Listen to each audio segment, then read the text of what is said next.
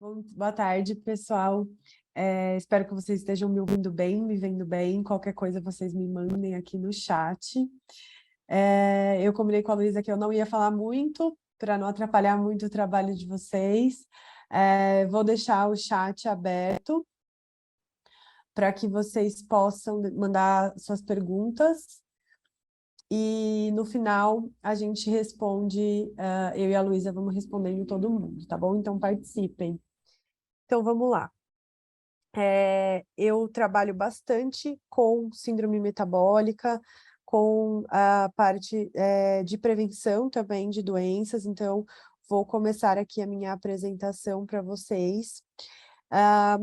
Sobre, né, pensando, síndrome metabólica, a gente achou mais fácil explicando para vocês, separando quais são as doenças que envolvem, que é o colesterol alto, o diabetes e a hipertensão arterial, né?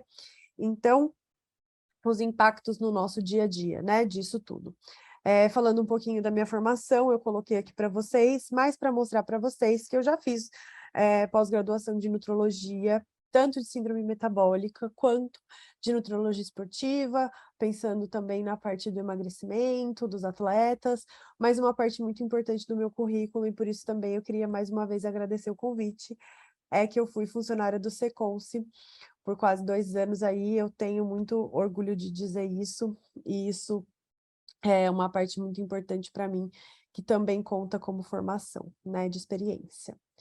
Então vamos lá, nós vamos falar hoje sobre como evitar os problemas de saúde relacionados à alimentação, aos seus hábitos ruins, né, e também não só prevenir, mas tratar de forma muito no dia a dia mesmo, não só com medicações, as doenças que estão afetando a maioria da população, que são as doenças relacionadas à obesidade, né? Que são essas que eu falei para vocês. Tanto colesterol alto, diabetes, a pressão alta, tá? Que são fatores de risco para doenças como infarto, AVC, complicações, né, do diabetes, como amputações, com a perda da visão, muitos fatores que estão associados a essa mudança, esse estilo de vida ruim, tá bom?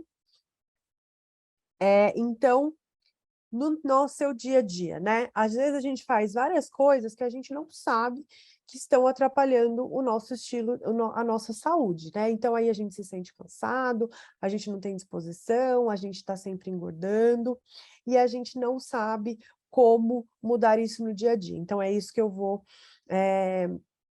tentar explicar um pouquinho para vocês. Então, a gente consome açúcar e sal em excesso, a gente fuma, a gente não faz atividade física, a gente consome alimentos processados e ultraprocessados, que são aqueles alimentos que vêm em pacotinhos, eu vou dar exemplo para vocês disso aqui, e consome bebida alcoólica com bastante frequência, né? Bebida alcoólica é uma coisa muito social, né? Associada aí sempre ao nosso dia a dia. É muito comum a gente consumir uma bebida alcoólica ou fazer uma refeição cheia de doces, de gorduras e afins para poder comemorar algumas coisas, né? Então, isso tudo está associado à síndrome metabólica, que é, por definição, um conjunto de alterações metabólicas que foi determinado que essa seria uma doença diferente das outras associadas, que tem como alguns critérios diagnósticos, principalmente a intolerância à glicose, né, o pré-diabetes ou já o diabetes propriamente dito, a hipertensão arterial, que pode ser tratada ou a recém-diagnosticada, dislipidemia, que são as alterações de colesterol e triglicérides, e a obesidade abdominal, que é aquela circunferência abdominal que várias vezes, quando a gente vai no médico, o médico mede para ver, né, a circunferência na altura do umbigo ali. Esse é o critério obrigatório de síndrome metabólica. Então, se você tem só um diabetes e não tem a circunferência abdominal aumentada, não podemos falar que é síndrome metabólica. A síndrome metabólica, ela associa essas doenças, tá? Então, obrigatoriamente, precisa da obesidade abdominal e aí mais 2 dos outros fatores, tá bom? Então, vamos falar de todas as doenças, tá? Começando com a intolerância à glicose, que por definição ela é uma doença que o diagnóstico é feito a partir da medição da glicemia, tanto capilar ou venosa. Por exemplo, a gente vai lá no laboratório, as meninas colhem do sangue da veia, pode ser também, ou quando a gente está passando mal ali no primeiro andar, no pronto-socorro, né? Entre aspas, a gente vai lá e mede a glicemia no dedinho. Tanto faz, tá? Isso mostra que você já tem uma intolerância à glicose. Mas, quando a gente está buscando prevenir doenças, então a gente pensa que vale a pena, antes de ficar só olhando para aquele númerozinho da glicose, da glicemia de jejum ou da glicemia casual, né, que pode ser em qualquer horário do dia, o parâmetro de valores muda nesse caso, né? Então a gente coloca dosar a insulina basal. Quando a gente dosa a insulina basal, a gente tem que observar que a gente está olhando para um número que ainda não está fazendo alterações de glicemia, né? Então, o paciente tem a glicose dele está normal, abaixo de 100, mas uma insulina alta. Isso quer dizer que ele está começando a desenvolver uma resistência à insulina, que depois a gente vai precisar cuidar para que não vire um diabetes ou uma pré-diabetes propriamente dito, certo? Como essa questão da insulina é uma novidade em geral para vocês, né? A gente só dosa ali a glicemia e tá tudo bem, olha para aquele número ali e tá tudo bem. Eu vou explicar um pouquinho melhor para vocês como é que isso funciona, tá bom? Então, nesse gráfico aqui, a gente tem em pretinho, são os pacientes normais, que não têm diabetes. Somos nós, a maioria de nós, pelo menos assim eu espero. E em azulzinho são os pacientes diabéticos. Então, quando a gente come qualquer alimento, eu vou explicar para vocês quais são os mais problemáticos, entre aspas, mas qualquer alimento, a gente tem uma elevação da glicose. Isso é normal, né? Olhando no primeiro gráfico, a gente pode ver isso em pretinho aqui, né? Então, a elevação da glicemia é normal depois que a gente come. E vejam só o que acontece quando o paciente do gráfico 2, ele faz esse pico, né? A gente consome o nosso alimento, gera um aumento de insulina. Então, o gráfico pretinho mostra que a gente que não tem problemas com a insulina vai ter uma resposta de bastante insulina. O outro paciente, ela sobe rapidinho, né? O paciente normal sobe rapidinho e desce rapidinho. O paciente com problemas com relação à insulina, ele sobe e ele demora a cair. Aí mora o problema, porque você vai ficando cada vez com mais insulina e cada vez vai precisando de mais. Então, nisso, o seu pâncreas vai ficando cansado, né? E os receptores ali que recebem a insulina, eles vão ficando cada vez mais cheios. Então, a gente não consegue mais usar essa insulina de forma adequada. É importante dosar essa insulina, porque se ela estiver maior que 10, já é um alerta para uma possível alteração metabólica mais adiante. E como é que a gente vai fazer, então, para evitar que a gente faça isso, né? Esses picos de insulina, essa insulina resistente, né? Então, a gente perceberam, né, que a gente podia classificar os alimentos quanto os que mais faziam essa questão da insulina, de forçar o nosso pâncreas a produzir insulina cada vez mais, e os que fazem menos isso. Então, a gente separou os alimentos dessa forma. Qual é o alimento que tem o maior índice glicêmico? Ou seja, qual é o alimento que vai lá e sobe mais a insulina? É o açúcar, né? O açúcar tem um índice glicêmico de 100, essa é a padronização, tá? E a partir disso, a gente foi classificando os outros alimentos. Então, eu mostro aqui para vocês alguns exemplos para a gente usar alimentos que não tenham tanto essa repercussão metabólica.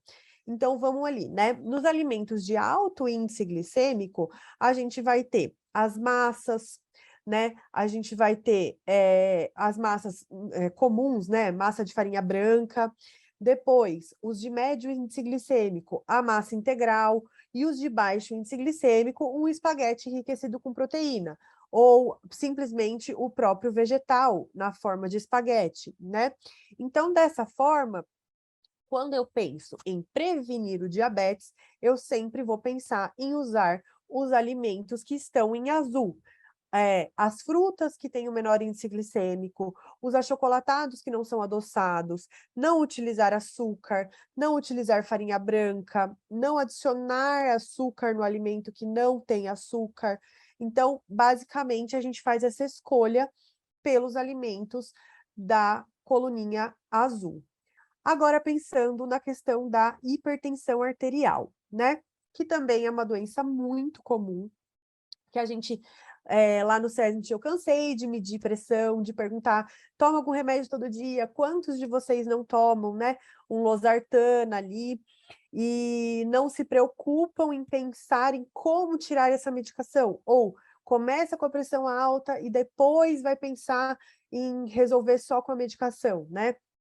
Então, por definição, para a síndrome metabólica, é uma pressão arterial maior ou igual a 130/85, ou estar em tratamento de pressão arterial com medicamentos. Por quê? Eu posso ter uma pressão 12/8 tomando losartana, e isso não me impede de ter síndrome metabólica, né? Porque eu estou tratando essa doença que eu já tenho, tá? E no caso da hipertensão arterial, o sal é o vilão? Sim, né? O sal é um dos vilões, mas é um vilão, sim, principalmente porque é muito fácil para a gente, né, que cozinha, que tem a comida em casa, tudo mais, ou até mesmo não adiciona sal na comida, pensando na comida do dia a dia, o arroz, o feijão, o filé de frango, uma salada e tal. Qual é a principal dificuldade? É que hoje em dia muitos alimentos foram feitos pela indústria para serem muito gostosos, né, gente? Então, quando a gente pensa nesses alimentos, a gente pensa em alimentos que são adicionados de sódio, adicionados de conservantes, adicionados de corantes, e muitos desses corantes corantes e conservantes são compostos que contêm sódio.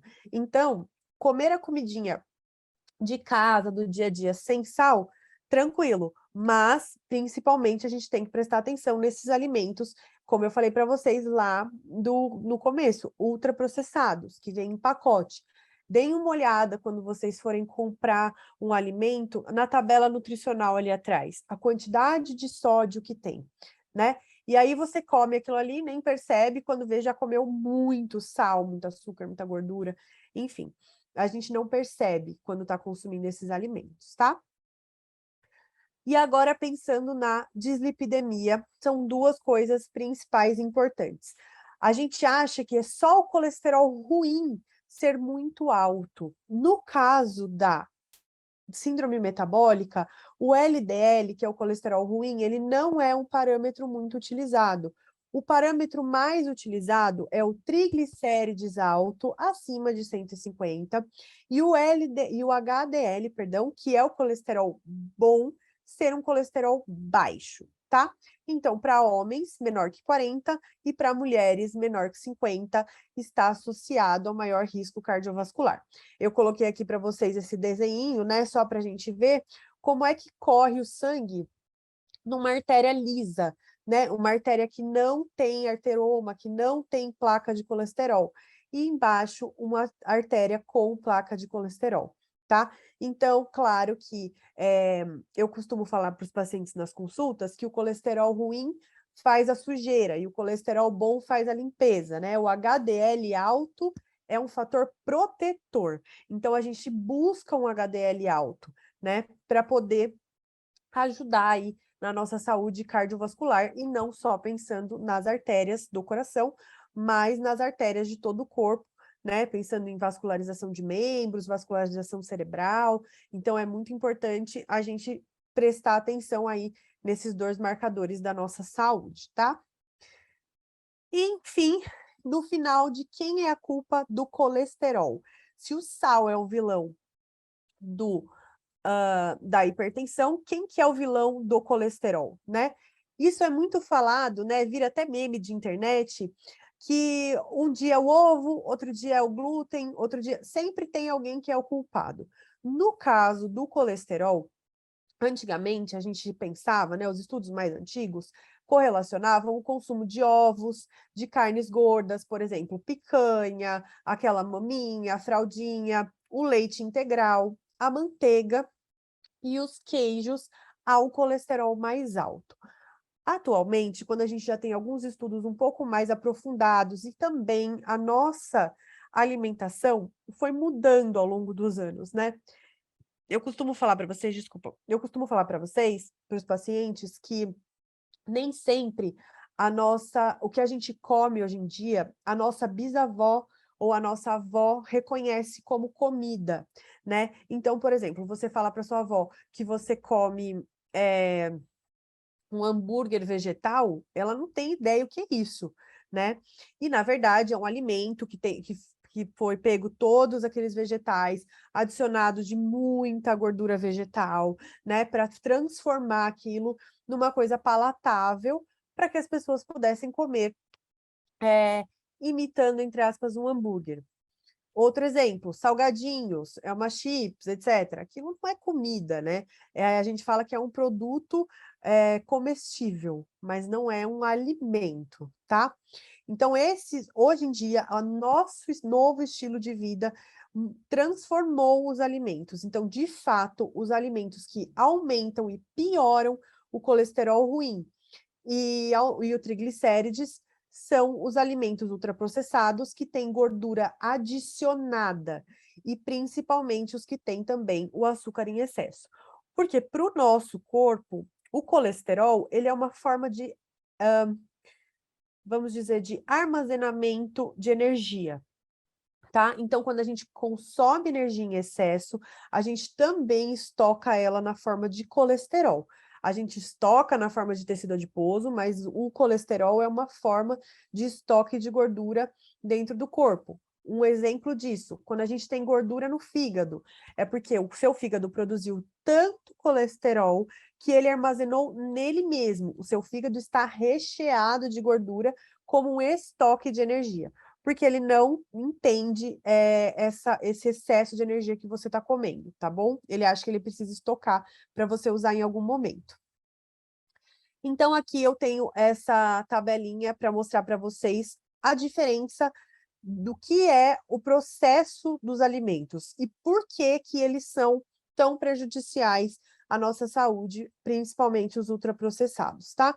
Então, uma coisa é você ir ali no açougue e comprar o filé de frango, outra coisa é você comprar já o filé de frango temperado, porque a gente não sabe exatamente o que eles colocaram para temperar, entre todos os temperos possíveis aí, com certeza nunca é só uma erva fresca, só uma erva, mesmo que seja aquelas ervas desidratadas, mas tem adição de, vou falar assim, o glutamato, né? Eu ia falar uma marca, mas melhor não falar marca. O glutamato, essas coisas para amolecedores de carne, e a outra opção é o ultraprocessado, que é o nuggets, né? Então, tem paciente que fala para mim, doutor, eu como frango três vezes por semana. Tá, qual frango? Nuggets. Gente, nuggets não é frango, né? Nuggets, ele é um produto que é derivado do frango, mas com todo um processo bem complicado para a nossa saúde de, de, perdão, todo um processo industrial bem complicado para a nossa saúde, muito difícil de ser absorvido, digerido, né? Muito diferente você comer um filé de frango normal ali e comer o nuggets, tá? O exemplo do milho, da mesma forma, e do abacaxi da mesma forma. Você não tem como a gente falar que o suco de abacaxi de caixinha ou o Tang, por exemplo, é um suco de abacaxi. Quando você olha ali no rótulo, muitas vezes você vai ver a porcentagem de suco que tem ali, né? Tem uma história que muitos de vocês já devem ter ouvido, mas eu sempre conto, que eu tenho uma colega que fez faculdade comigo e ela falava que ela era alérgica a pêssego, né? E aí tudo bem. Aí a gente falava para aí uma vez ela estava tomando um suco de pêssego e a gente falou assim para ela: "Mas você não é alérgica a pêssego?" Ela falou: "Ah, o suco não." Aí a gente falou, é porque não tem pêssego, era um suco desses de caixinha. Então a concentração de pêssego é tão baixa que uma pessoa alérgica consegue consumir, tá? Para vocês terem uma ideia de como é feito esse processo de industrialização e da dificuldade que é para a gente entender essas diferenças, às vezes a gente não percebe e acaba imaginando que está comendo ou consumindo um alimento muito saudável por ser um suco de fruta, tá? O critério obrigatório, como eu falei com vocês, agora é a obesidade central, que é a circunferência abdominal, tá? Medida pela circunferência abdominal. Vocês podem reparar que aqui não pede IMC, não pede peso, não pede nada, tá? É uma generalização, mas é uma ideia que dá pra gente de que se você tem mais gordura na região abdominal, é mais fatores de risco para doenças cardiovasculares. Então, o dever de casa de vocês é medir a circunferência abdominal. Vocês vão ver que é muito fácil ter síndrome metabólica, tá? Para os homens, acima de 102 centímetros, e para as mulheres, acima de 88 centímetros. É uma medida bem pequena, gente. Se você medir, você vai perceber que 88 centímetros é bem pouco, tá? E aí, como que a atividade física entra para poder ajudar a gente, né, nesse sentido, de diminuir todas esses fatores de risco aí para doenças, tirar a gente da classificação de síndrome metabólica. Segundo a OMS, para a gente ser considerado uma pessoa não sedentária, a gente teria que fazer atividade física pelo menos 150 minutos por semana. E eles consideram o ideal 300 minutos por semana. Então, 150 minutos por semana é meia horinha por dia, 30 minutinhos por dia, 5 dias por semana. E sendo o ideal, 1 hora por dia, 5 dias por semana, tá? Então, também não é tão fácil sair do que a OMS considera o sedentarismo, tá? E lembrando que o sedentarismo não é só um fator de risco para síndrome metabólica, dislipidemia, diabetes, pressão alta, também é um fator de risco para outras doenças neurodegenerativas, por exemplo, Alzheimer, cânceres também, né? Uma associação muito forte, principalmente aqui no Brasil, que a gente tem muitos casos de câncer de mama, infelizmente, o sedentarismo está presente como fator de risco. Então, não é só de doenças metabólicas que a gente fala com relação ao sedentarismo, tá bom? Então, ao exercitar-se regularmente, nós vamos fazer o quê, né? Liberar hormônios que promovem o bem-estar, por exemplo, dopamina, serotonina, que são os hormônios da felicidade, né? Às vezes a gente vai para a academia com uma preguiça, cansado, não está afim, mas na hora que volta está animado, mais disposto, né? Então isso a gente com certeza percebe a diferença, é nítido, né? Não precisa nem de muitos dias treinando, logo no começo a gente já percebe. A prática de atividade física regular também diminui a pressão arterial, porque quando a gente se exercita, além de deixar o nosso coração mais forte, o nosso corpo produz substâncias vasodilatadoras, então essas substâncias naturalmente deixam os nossos vasos sanguíneos mais flexíveis e dessa forma a gente consegue diminuir um pouco a pressão arterial. A atividade física também gasta energia, então aquilo que eu falei para vocês, de que o nosso corpo entende colesterol, triglicérides e açúcar como fonte de energia, a gente gasta essa energia no treino, então isso vai fazer com que você melhore o seu perfil de colesterol sem tomar remédio, sem usar nenhum tipo de medicação, só com o início da atividade física e uma dieta mais adequada. A atividade física também aumenta o colesterol bom, que é o HDL, como eu falei para vocês. Então, a atividade física faz a faxina, né? Que eu falei para vocês. O LDL faz a sujeira e o HDL faz a faxina. Então, quando a gente faz uma atividade física, a gente diminui a sujeira e também aumenta a faxina. Então, isso tudo faz com que a saúde cardiovascular melhore muito.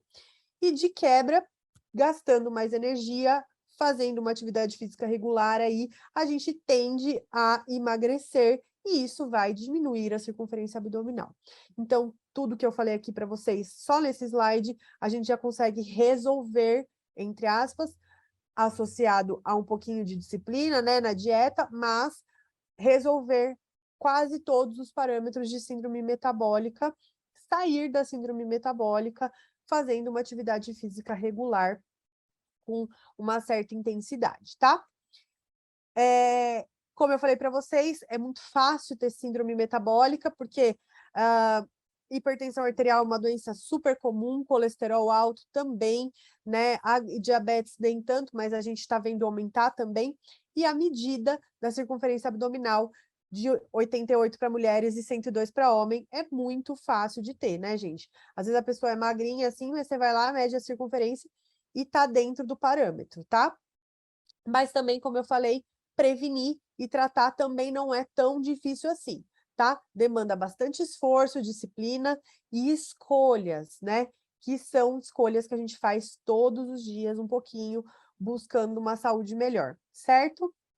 E aí eu queria falar para vocês não se esquecerem, como eu já trabalhei no Seconce, eu usava o Gympass, eu uso o Gympass até hoje, né? De outra, não mais pelo Seconce, mas eu uso o Gympass até hoje. Vocês têm acesso a essa plataforma que é maravilhosa, que faz com que a gente possa treinar em qualquer lugar, né, do mundo, assim, tem muitas academias espalhadas pelo mundo, e a gente consegue aí treinar e ter muitos resultados, porque poder treinar em vários lugares, como o Gympass faz com a gente, faz com que a gente possa manter a constância, ou seja, fica mais fácil ir mais vezes por semana, se você pode treinar cada dia da semana num lugar, então ajuda bastante, tá?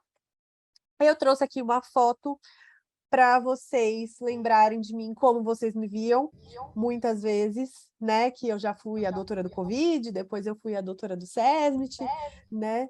E então vocês me viam muito dessa forma aí, toda paramentada. E, e é isso, pessoal. Vou deixar os meus contatos aqui. Se alguém precisar de alguma coisa, pode me mandar mensagem, sou eu que respondo no Instagram. E vamos tirar as dúvidas de vocês agora. A Roberta Trindade pergunta sobre vitamina C baixa. Roberta, a sua vitamina C é baixa, é isso? Bom, quando a gente tem a vitamina C baixa, em geral, a gente precisa aumentar o consumo de frutas cítricas, tá? E algumas, assim, por exemplo, acerola,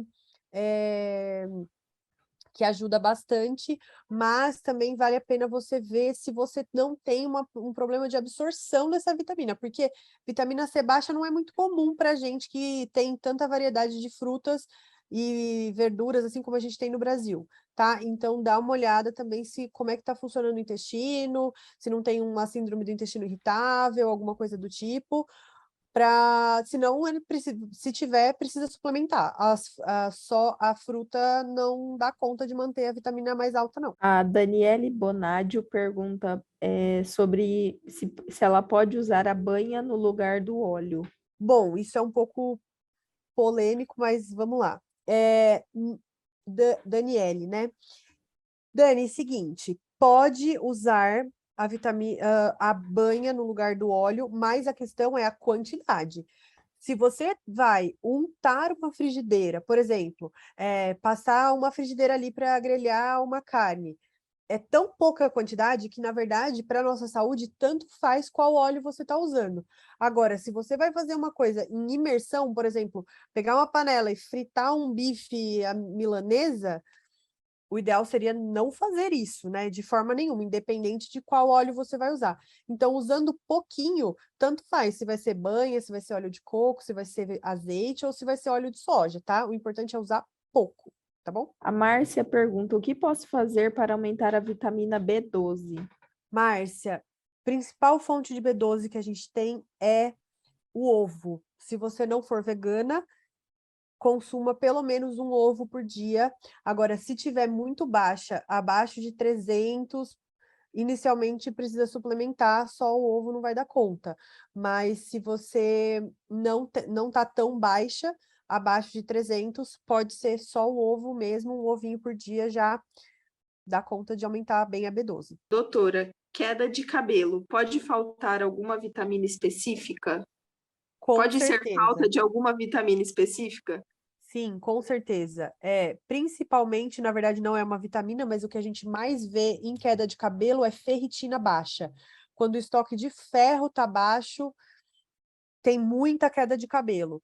E também pode ser o zinco um pouco abaixo e a vitamina D. Então, esses três fatores são os essenciais assim, para a queda de cabelo. Já puxando no assunto do de A a Z lá, do multivitamínico, essas gominhas assim que a gente vê na internet também não ajudam muito a queda de cabelo quando a gente não sabe a causa dela, né? Então, tem que investigar a causa para tratar a causa mesmo. Doutora, boa tarde. Com relação ao uso de óleo no dia a dia, qual o indicado? Girassol, canola ou azeite de oliva? Bom, gente, assim, eu sou muito sincera com vocês, quem já me conhece sabe disso. Eu não gosto, eu acho que, igual eu falei com relação à banha de porco, a quantidade é muito pequena. Você não pode usar sei lá, virar o vidro de azeite em cima da salada, ou colocar muito óleo para fazer um ovo, um filé de frango e tal. Então, pensando que a quantidade é pequena, o impacto na saúde também é pequeno. Então, pense sempre em usar quantidades pequenas, não qual é o óleo que você está usando. Isso tem um impacto muito pequeno no colesterol e na saúde cardiovascular. É muito mais importante a quantidade do que qual é o óleo. Então, se puder escolher para preparações frias, azeite de oliva, e para preparações quentes, sinceramente, tanto faz, assim, desde que seja pouco, tanto faz. Laura, muitíssimo obrigada. Em nome do Obrigada a você, Secons, eu Lu. gostaria de agradecer, falar que todos nós sentimos saudades e foi muito, muito bom. Muito obrigada. Gente, obrigada a vocês, obrigada a você, Lu, pelo convite. É uma honra ser convidada para estar de volta um pouquinho e matar a saudade de ler vários nomes aqui no chat conhecidos. Eu fiquei muito feliz e eu falo muito rápido. Qualquer coisa, se alguém quiser me mandar uma pergunta, um e-mail, pode mandar também, que eu demoro, mas eu respondo, tá bom? Tá bom, obrigada. Obrigada, Lu. Até mais. Até, tchau, tchau.